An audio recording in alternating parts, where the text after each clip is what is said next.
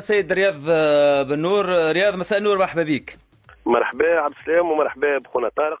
مرحبا رياض. والله انا سمعنا الموضوع معناها والتدخل ومعناها وماذا بينا كي دخلنا في الموضوع هذا لانه باش نحيو اللبس فما حسيت كونه فما شويه خلط في المفاهيم وفي التفسير للوضع.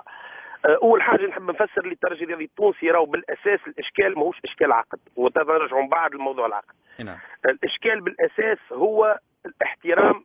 اعطينا الفتره اللي متفاهمين فيها، ما هو 2014 نعم. الانسان ورينا في تونس كونه اللاعبين الاجانب في كل الجمعيات، وانا باش نحكي على جمعيتي ولكن في كل الجمعيات ما همش قاعدين يحترموا في عقودهم، يسافروا وقت اللي يحبوا، ينقطعوا على التمارين وقت اللي يحبوا، ومقابل ذلك ياخذوا الامتيازات وياخذوا كل شيء، ويعلم ربي شنو متكلفين على الجمعيات. وهذا قاعدين نقراوا على صحف، على اعمده الصحف، اللاعبين الاجانب كانهم في حمايه. وصلنا رينا لاعبين اجانب يتنقلوا من فرق تونسيه لفرق اخرى تحت عقد من غير موافقه نواديهم، وهذا اللي شيء بهتنا. اليوم الترجي الرياضي التونسي اللي طلبوا من اللاعب بالاساس في المرحله الاولى كونه يرجع للتمارين، وكونه يحترم على الاقل هو ما 2014 احترم عقدك الموجود مع الترجي الرياضي التونسي.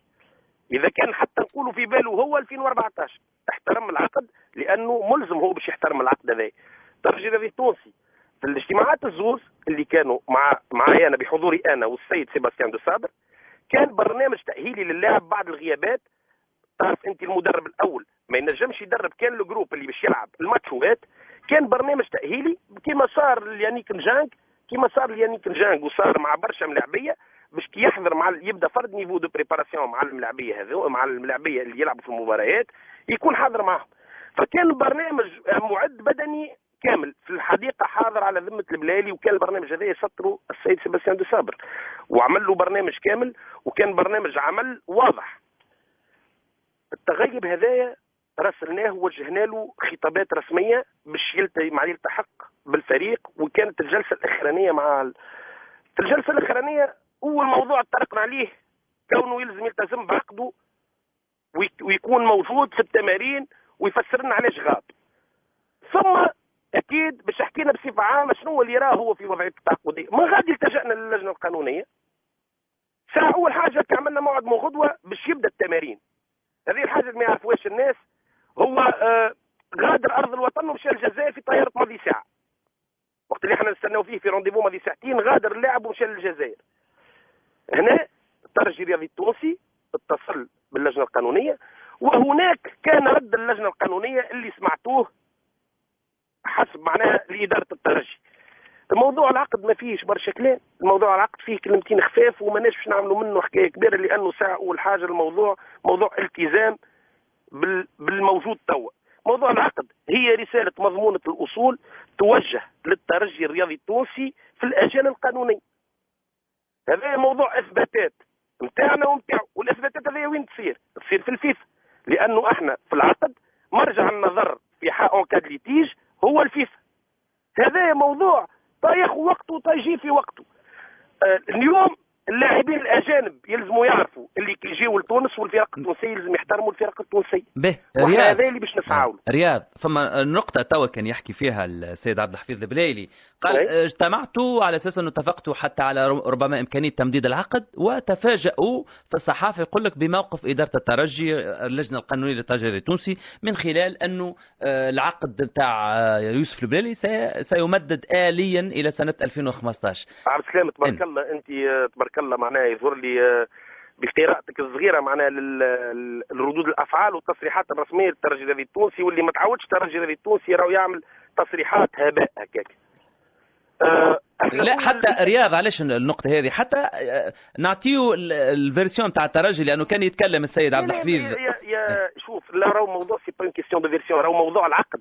راهو احنا ماناش نتجهوا غادي، موضوع العقد باش يتحسن في بلاصه واحده وفي اجراءات صارت ولا ما صارتش، وهذا سونيا بيرسون دو بروفي سا الا للجهه المخاوله حسب العقد. هذه نقطه مانيش نرجع لها ياسر، لانه قد ما نحكيو فيها اون فا با ترونشي سور سا.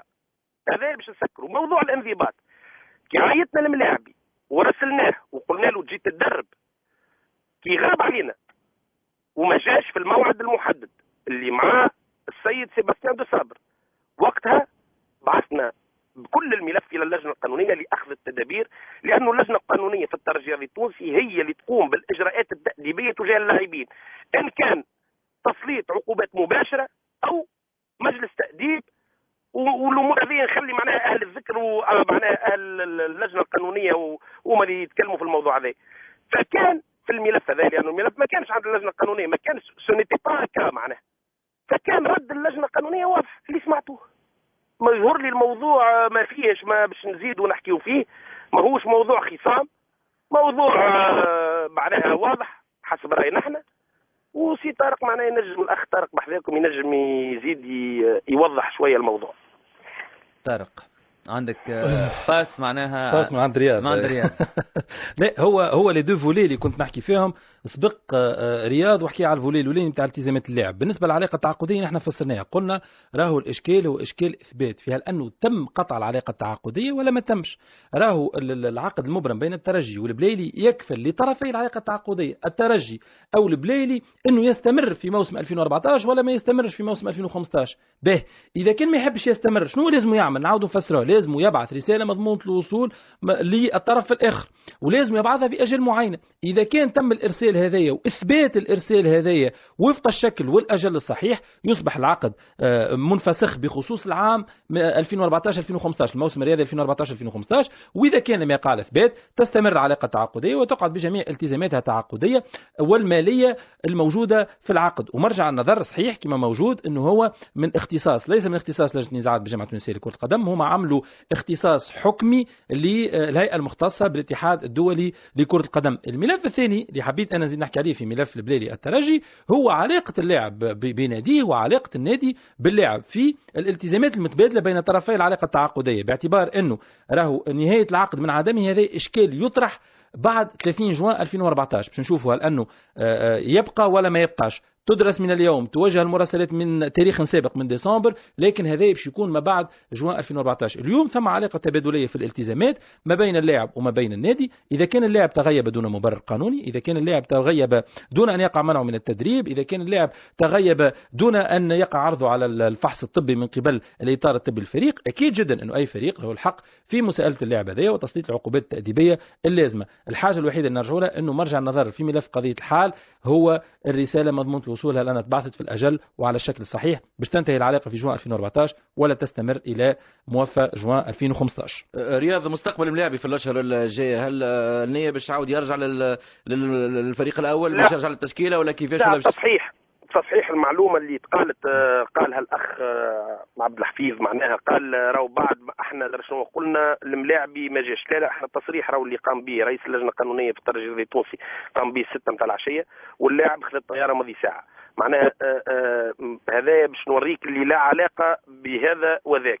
ولكن اذا كان احنا زاد من المنابر الصحفيه نتاعنا، واللي علاش انا مثلا جي باسي لا معناها كما يقولوا الاخ طارق، واللي لازم نركزوا سورتو على النقطه هذه، الاجانب في تونس، وهذا سي با ان كا بروبر في الكا هذا، قاعدين يتصرفوا بطريقه غريبه وغريبه جدا، كانه لا فما لا التزامات لا عقود، ما يعرفوا العقود. كان رياض حكيت لنا في النقطه هذه واضحه باش نربحوا الوقت. البليلي ومستقبله مع الترجي على الاقل في الاشهر الجايه باش يرجع، باش نراو في التشكيله، باش يكون موجود في الملاعبين اللي بيعول عليهم، ولا باش يواصل بعيد على المجموعه ويلتزم بالعقد نتاعو يحضر في التمارين؟ والله حتى كان خليتني نزيد شويه معناها في الموضوع هذايا، معناها كيما خذاو الناس راحتهم خليتني ناخذ راحتي شويه. كي ظهر لك انت ما ناخذش راحتي مش صنع. لا تاخذ راحتك يا رياض. قولي بس تحبني نجاوب. انت تاخذ راحتك صانع العاب بدرجه امتياز. تفضل. في الموضوع بالنسبه للموضوع ماهوش موضوع اليوم موضوع قانوني بالاساس، معناها ماهوش موضوع شخصي بالكل، معناها موضوع اليوم انا وقلت الكلام هذا كل واحد عنده وجهه نظر في حقوقه باش تنظر فيهم. معناها الفيفا اذا كان وصلنا للفيفا نعم باش تنظر فيهم الفيفا اذا كان وصلنا للفيفا. اي شنو اللي يمنع باش ما توصلوش للفيفا؟ هو الصلح بيناتكم. لا احنا خزر لي تو يبدا العقد واضح. رياض سهله العمليه. الترجي والبليلي علاقه مستمره او انتهت؟ بالنسبه لنا احنا علاقه مستمره بالقانون بالعقد. اليوم العلاقه مستمره معناها بقوه العقد وبقوه القانون. لوائح الفيفا تقول الملاعب اذا كان ما يحبش يلعب ما يلعبش. ما يلعبش وين؟ في الجمعيه المتعاقد معه. اللي متعاقد معاه؟ اي نعم. وش تقول اخر؟ بلاش. لا مش بلاش بيان سور، فما اجراءات تعاقديه معناها في الكا كيما هذايا اذا كان انت هنا تحكي على فسخ عقد من طرف واحد. لا اذا كان يصير اشكال في اشكال كيما هكا معناها وين شنو المآلات نتاعو؟ يعني الملاعبي الجمعيه متضرره لانه تدفع في فلوس. تبارك الله غزر لي تبارك الله بحذاك راهو استاذ كبير يوسف البليلي خرج ليبر من وهران ويعرف معناها كيفاش كي يخرج ليبر ويخرج جلاز. الاستاذ تبارك الله من خير الكفاءات اي معناها كي ملاعبي ما عادش عينه باش يلعب في جمعيه يقول لهم تصبح على خير ويمشي. الاستاذ ينجم يفسر لك شنو هو النجم يكون وشنو الاجراءات نجم تكون وشنو القرارات وش خذات الفيفا قبل القرارات. معناها هذا يخليوه تو سابق الاوان وراه ماناش في الموضوع هذا بتاتا. اليوم هذا موقف الترجي التونسي اللي ما باش يزيد عليه حتى شيء لانه كيما عودنا الناس راهو ماهوش خصام على اعمده الصحف كيما صار قبل حبوا يدخلونا في جاوب وما تجاوبش. اليوم وفى الموضوع موضوع كيما نقولوا اذا كان وصل وان شاء الله ما يوصلش وما يوصل للحديث معناها وقتها نحكيو في الموضوع. بربي النقطة هذه نتاع شراء المدة المطلقات من العقد يعني في البريود نون بروتيجي لكن تخضع إلى شكليات وأجال معينة مع دفع غرم الضرر المادي والمعنوي للفريق. لكن ماهوش الكا نتاع البليلي الترجي باعتبار انه كا البليلي الترجي يتعلق بفاكولتي نتاع تجديد عقد ضمني اللي هو لمده موسم. وقتاش تكمل وقتاش ما تكملش هي بموجب الرساله مضمونه الوصول اللي ترسل من هذا الطرف او ذاك في الاجل الصحيح. اهم حاجه ان تكون في الاجل الصحيح. استاذ رياض ماهوش تجديد هو العقد ب3 سنوات فارم في حاله عدم معناها باش نكملوا في 3 سنوات تصير الاجراءات ولكن العقد الاولي هو مكتوب بالضبط.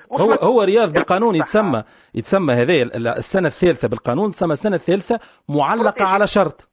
الشرط معلق على شرط. الشرط شنو؟ صحيح الشرط انه الترجي بالضبط. لا انا لا قلت لك راهو بيريود بروتيجي حاجه اخرى كما كان يحكي عبد السلام في نقاشك انت وياه اللي تخضع لغرم الضرر المادي والمعنوي بالنسبه في 3 سنين الاولانيين بروتيجي ومن بعد نحكيو في البقيه. لا رياض قلت لك ماهيش كا. انا شوش قلت راهو البليلي الترجي ماهوش الكا نتاع بيريود بروتيجي والا لا.